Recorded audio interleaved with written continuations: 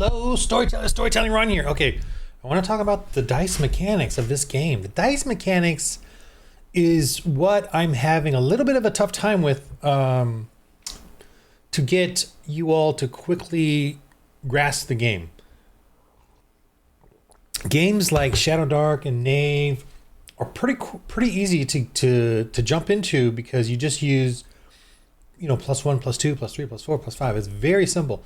You get your strength +2, you get your plus whatever skill, and you roll and you get your damage. It's very simple.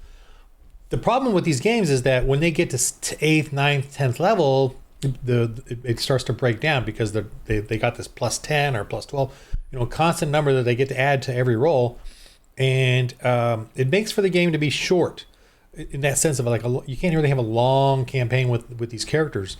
And almost like paganism, that's kind of fine with them because you just throw away that character and start a new one.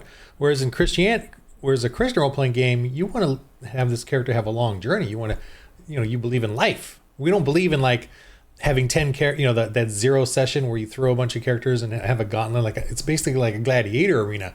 If you think about it, they love that, and that makes absolute sense because that's exactly what they had back in the day. And it was Christians that ended the whole gladiator culture, which was widespread.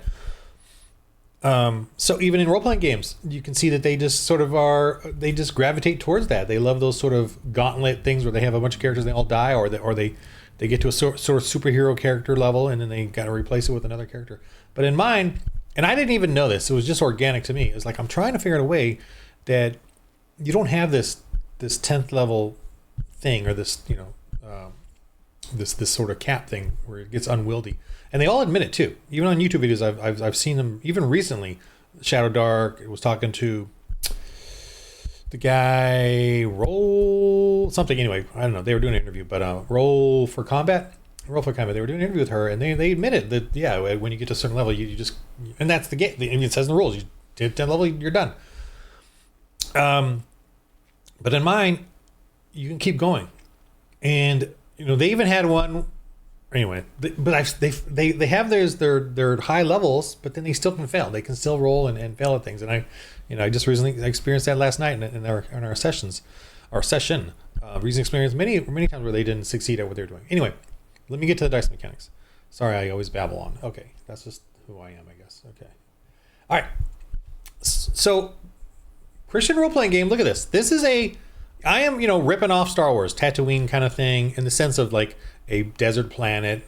You can have your, settlements here. And remember, for a Christian sci-fi setting, everyone comes from, all the life comes from Earth, which comes from God, but terraforming other planets and all the aliens are genetically modified human beings, right? Well, let me get let me adjust it so that you can see the full, the table here, so we just see all the dice rolls and sort of see the numbers. Just want to get that kind of more visibly shown. Okay. All right. It's a little glary on the there, but anyway. So dice mechanics. Why do I use die ranks? Let me show you a character sheet here. Who's not so crazy? I'll just go with Tayano here. Okay. This is a very simple character sheet. It's very quick to make a character. What does tend to take longer, though, is looking at the gear and then how the gear works and stuff, with the characters. And by the way, this is the only area. Down below, this is all like gear through adventuring. This is all his skills. And he's obviously only putting his blessings here, but you could put your blessings and skills, and you just kind of have to separate it out. I mean, just, in your notes or something. These columns here, these two columns are just meant to be interchangeable as far as blessings and skills. Blessings is, I got to use D&D terms, is their spells, but they're obviously Christian based, and they're based off of our faith. And like as you can see here, glory and heal. Glory is similar to paladin thing, and heal is heal. And the way I use heal too is like, carry on, brother, you can fight on, and you get like this surge of heal kind of a thing, this encouragement sort of thing. Okay, but look at this, six traits. You put in the numbers. He's obviously upgraded his. And by the way, he has 123 glory points. So he's, they've been playing now 65, 70 episodes. And if you're a first level, like if you were a new player and you came into my game right now, you could play right along with them and deal with the same stuff they're dealing with, the creatures, the enemies, whatever. That they'd obviously be a little more effective, but you could actually play right along with them, even though they've done 60 episodes now, or more than 60 episodes, 3 hours each, over I think a year and a half now. You, as a 0 level beginning player, could join with them. That's how my die ranks work. Having die ranks, okay? And I'm sorry, gotta get to explaining die ranks. Okay, die ranks are, you obviously get the constant number here, like you do in Dungeons and Dragons, or any of the OSR type games. The same, they equate. Strength, or I have prowess, but he has a +2. So you roll a d20 +2 for melee. Well, he doesn't have a melee weapon, but whatever. Okay, let's say shooting here. He has a +5. +5, laser gun, right? +5, plus his skill of 4 die ranks. What is 4 die ranks? Okay, it's just these dice. This D4 is 1 die rank. And let me just put them all out there and see if I can use them. Just have them on the screen here. Okay, so D4 is die rank 1. Die rank 2 is D6. Die rank 3 is D8. Die rank 4 is D10. And die rank 5 is D12. That's the die ranks, 1 to 5. Now, what if you go past 5? You can. You start over again, right? So 6 die ranks is a D12 and a D4. And I'll show you using my little tool here. And these are I'm going to make available on my website for free. These you can put them into Foundry, but I just haven't put them up there yet. And if ask me for them, and I'll send them to you. I had ChatGPT. And then now I'm using Copilot on Microsoft to help me write the scripts. So it was kind of cool. So sorry if I replaced you humans with that, but I tried to use a human, and he just said he was too busy, and which is fine. So I was like, man, I don't know what to do. So I guess I could have paid someone, but I'm not used to. I don't know where to go to get pay someone to do it. I didn't know anything about it, so I was like, I'm gonna try this AI just for the fun of it, and it worked. So okay, so. Here you can see the die ranks, this little tool I have here. And it's all just divisible by 5, right? 5 is D12. You go to 6, it's a D12 and a D4. You go to 7, it's a D12 and a D6. You just keep going up. Now, what does that mean? So this is a dice pool now. You roll and pick the highest. So you roll a D20 plus your trait, and then the dice pool. And I'm like, gosh, I like the D20. And I played Star Wars FFG or whatever, the one with the dice pool stuff. And I kind of like the dice pool, but I didn't like it in the sense of like, you had to roll, all these dice, roll them, and you couldn't tell if you succeeded or not. You had to like do all this sort of, grouping the dice and figuring out the positives and the negatives. So I didn't like that process. I liked the concept of it, the neatness of dice pools, but I did not like that. I liked, I remember my daughter, one big moment where my daughter and my older daughter, who doesn't play as much, but she played this one, a few times, but she played, and she rolled, and she got a D20, and she like jumped up and was like, like going crazy, because she rolled a D20, and I'm like, I got to keep that in there. I got, the D20 and the Nat 1 are just, I got to keep that in there. But there's something about the dice pool I like. So this was my nice little thing, but it also helped me solve the riddle of, these constant numbers. Instead of having a constant number, you're going to have this dice pool, and it's going to be a range. And getting more and more die ranks will help you, elevate your averages. But let me put it in a bell curve for you, because I even went to AI to try to figure this out about the bell curve. So in regular role-playing games, you have this bell curve, but it's very tiny. So you always have this success and fail based on, I have a +5 now, so you're going to have the bell curve of successes over here on the failure side. And then, I have a +10 now, so you're going to have a bell curve over here with all these successes now. You know what I mean, the numbers. But in mine, the bell curve is like this, right? Because you're moving that along from the low numbers to the higher numbers, that kind of a thing. So, which one is my YouTube? Okay. So as you can see here, you could still get a 1. If you roll 2 1s, you can still get a 1 because you got to pick the highest. You could still get a 2, a 3, whatever. Okay, so this is 10 die ranks, and 10 die ranks is you know, when you first start the game, it's hard to get 10 die ranks, but as you progress and get more and more skills, you know, in adding up your die rank skills and adding up your gear skills and adding up blessings to it, they all combine to create this die rank. And what I love about this is that, you know, you get diminishing return as you get higher and higher, right?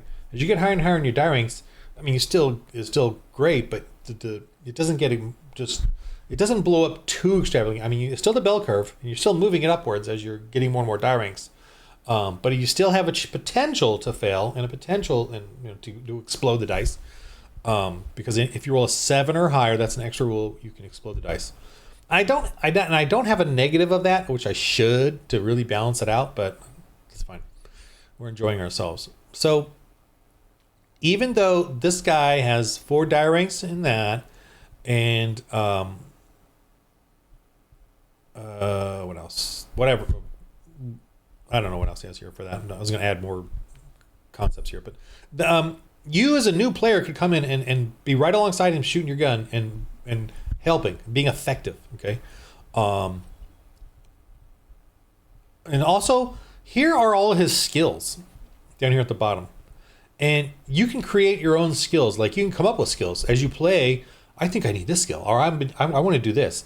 You can do that in the game. You can do any skill, any concept in the game using your traits with no die rank bonus.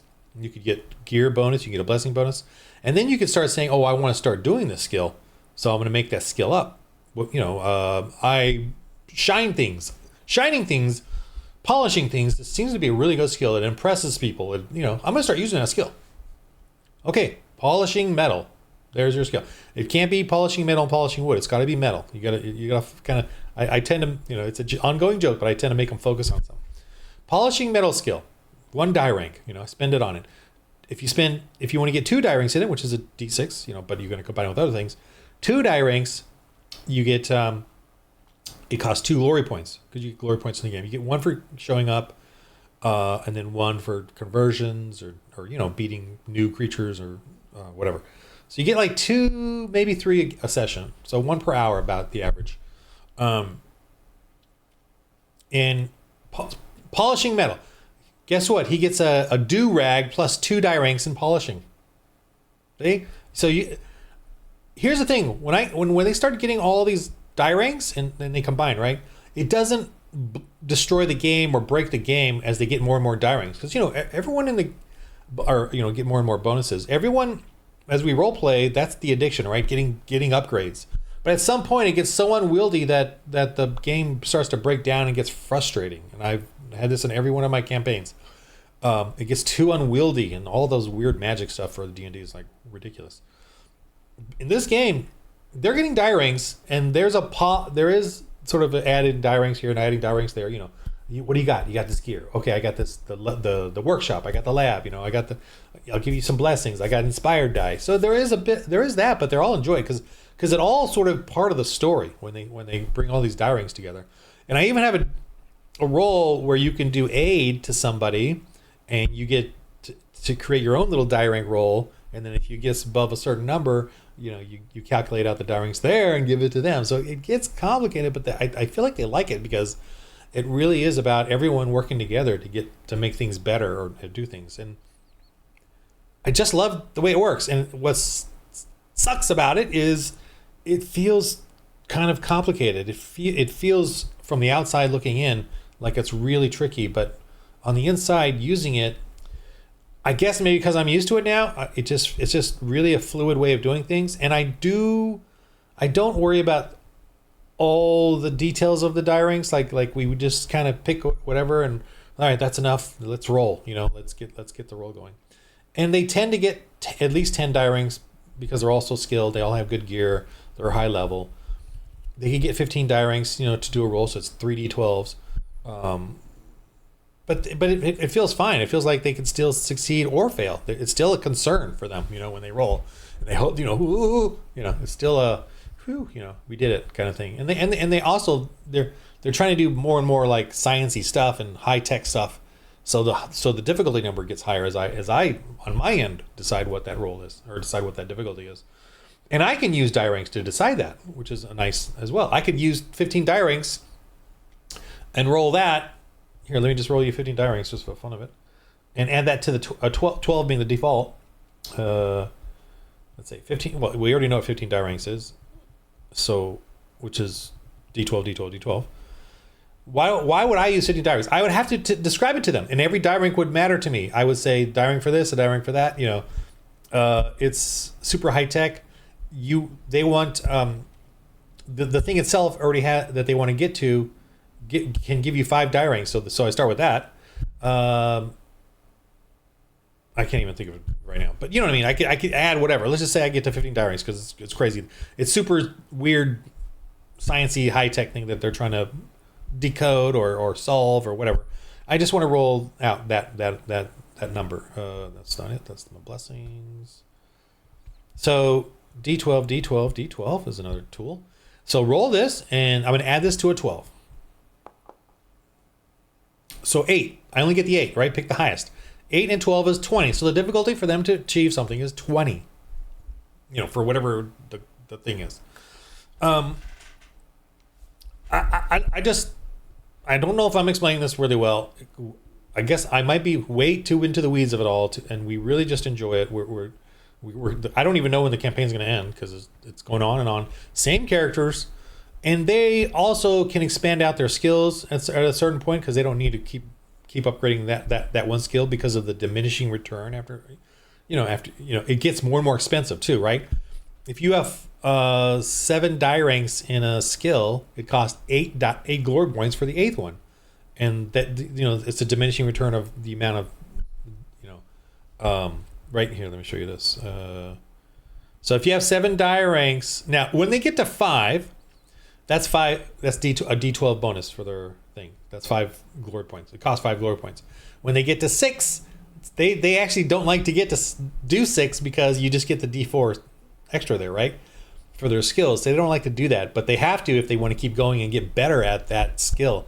And to me, that's like in real life too. Like, you get really good at something, but in order to get even better, it's slower, right? Sword fighting, wrestling, programming, whatever. It takes even that much more work to get, diminishing returns. And that's kind of what's going on here. And so 7 glory points to get a D6, and that's expensive. But I like it because they can still do it if they want to. They can still specialize in some skill. It just costs more, and you just got to really think about it. In real life, we too have to spend all our time focusing on something. Any one of us can become a pretty good, let's say, mechanic for the car. But boy, if you want to be a professional, you got to go to all these classes just to get a little bit more, kind of a thing. That's what this represents, and it works. However, I will say this. Last night, a guy had a D12, D4 roll. He was doing salvage, and he got 6 die ranks. And he couldn't change it because that was the end result of his trade deal thing. And this is all he got. So he had to just roll it for the final result. And he rolled a 3 and a 4. So the D4 actually came out to be the higher number. So this still can help, Anyway. But so I love the die ranks because I can use them for I use it for everything. I use it for deciding the difficulty of something. I use it for their end result when they do something. Let me show you this here. This here is a basic thing where the die rank result. The die rank result is another part of this that makes this even more, feels more difficult, but it really helps me as a GM. I don't have to go to look at any tables or anything. I just use this. Basically, let's say they do a roll and they get 31, I'll say. That was their total roll. They did that. They put all this stuff together. And by the way, I'm not talking about combat because combat is just hit and miss and damage. It's much more, much simpler version of this, and you don't have to do all this stuff. This is about upgrades, researching, doing a trade deal with someone, convincing somebody, evangelism, prayer.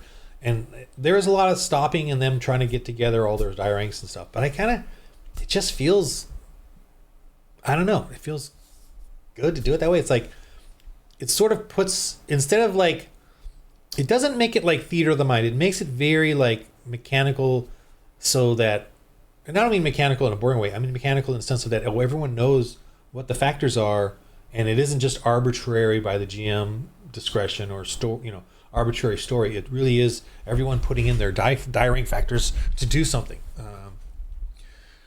So if someone rolled a 31 out of 12, and the example would be polishing the metal, like I just made that up. He's polishing the metal. He wants to really polish it. Why does he want to polish it? Let's say it's their vehicle. He wants to make it look good. That's the goal. He's polishing it. Maybe it'll help with the mechanics. He's cleaning it up. Right? I mean, he could convince me of that sort of thing. And actually, in my last session, it's funny. They're harvesting this space leech, and they were trying to get all these die rings together. And Slasher, the characters, she said, "Can he use his tech scanner?" I'm like, "No, that's for technical stuff. This is a beast that they're trying to butcher up and get all the supplies out of it, or scales and rations, food."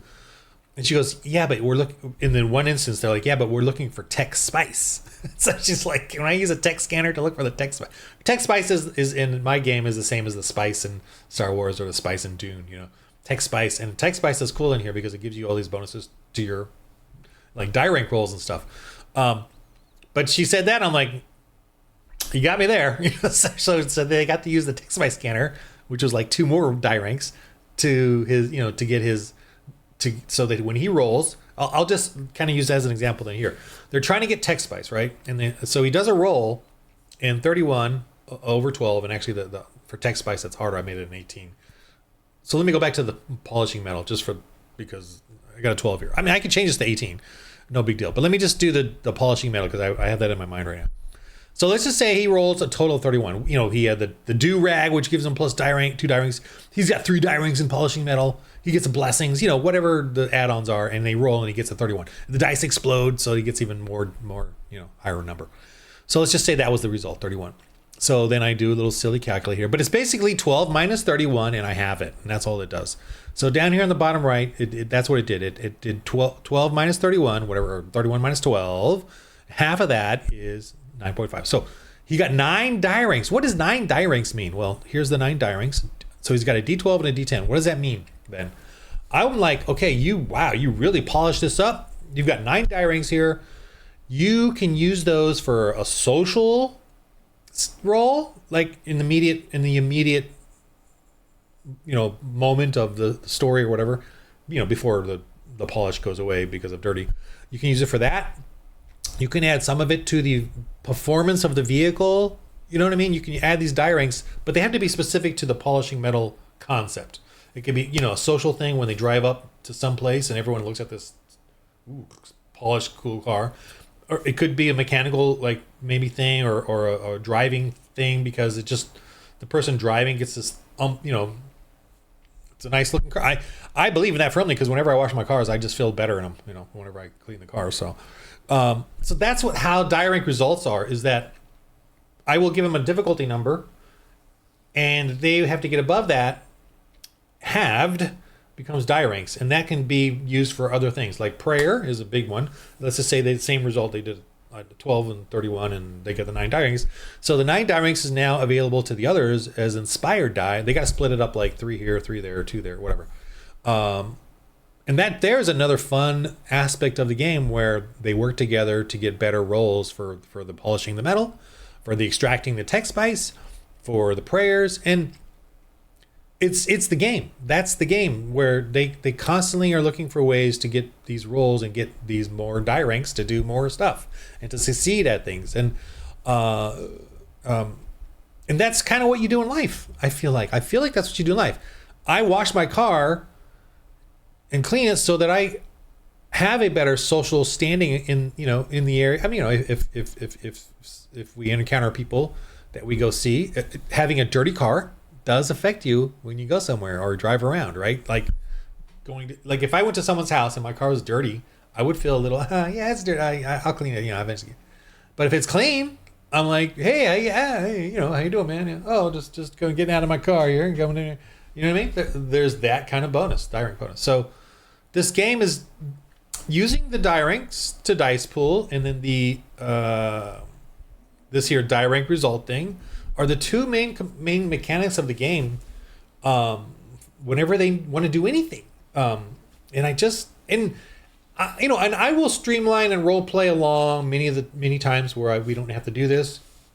This is sort of a focus on things that they want to do. Like in the last session, this was all we did was this dice mechanic the whole 3 hours. And they did different things. They upgraded. They tried to decode a digipad, which they failed at.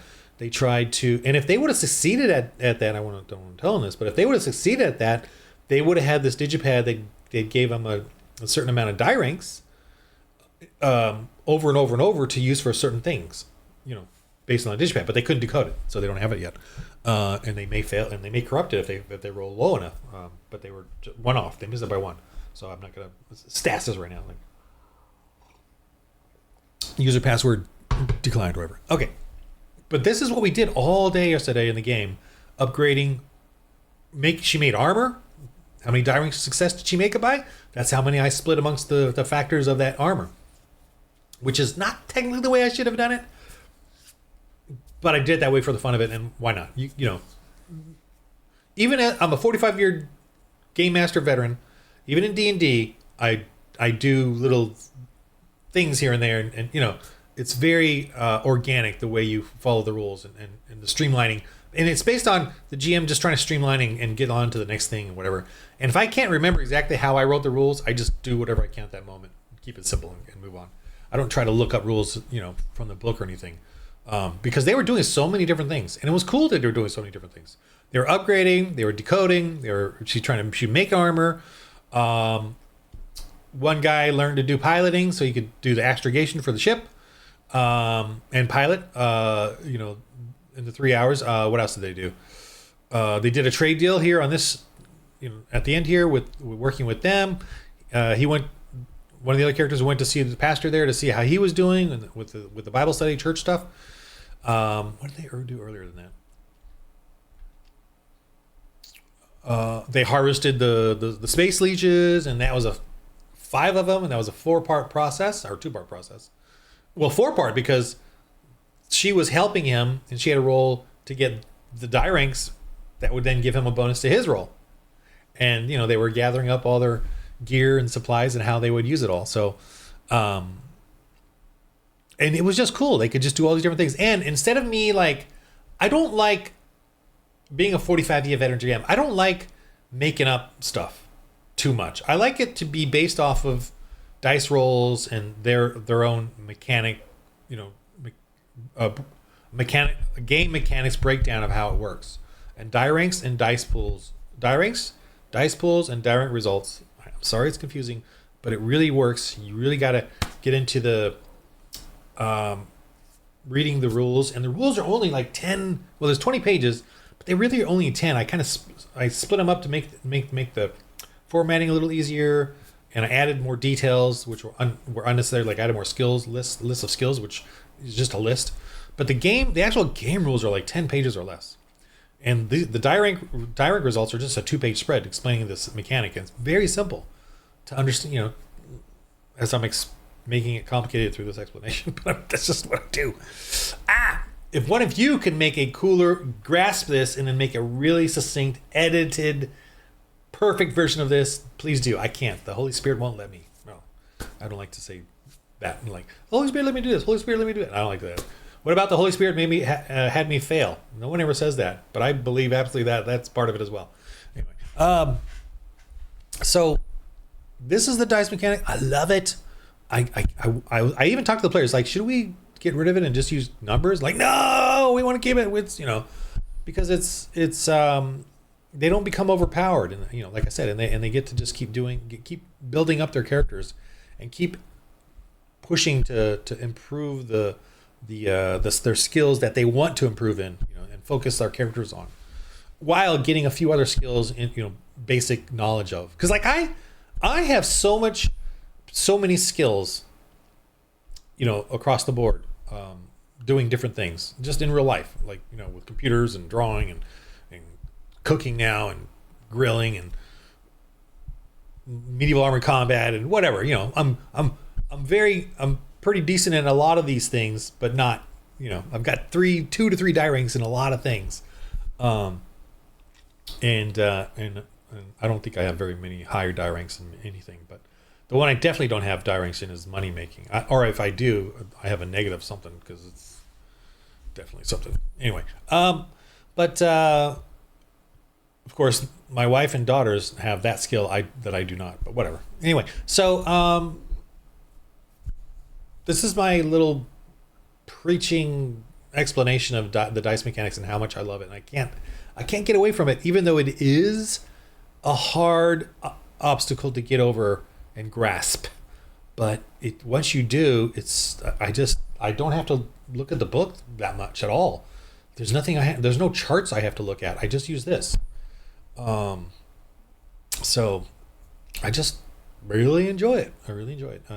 So that's the my little lame babbling overview of it. And I'll keep doing it. Ask me questions.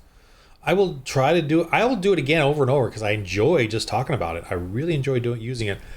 You know, I want to get kids to play it, so I want to figure out if this is the right thing or not. But it solves the back end issues. It doesn't obviously make it easy to start understanding. And I'm repeating myself, but anyway. All right, that's it for this little goofy babbling thing. Yeah, so I'll just keep trucking along with this, and hopefully one day we'll get it working better for everybody. I mean, easier to understand. Anyway, in the game of life, everybody. Sorry, I don't even know if that was a good video. The game of life. Roll holy dice.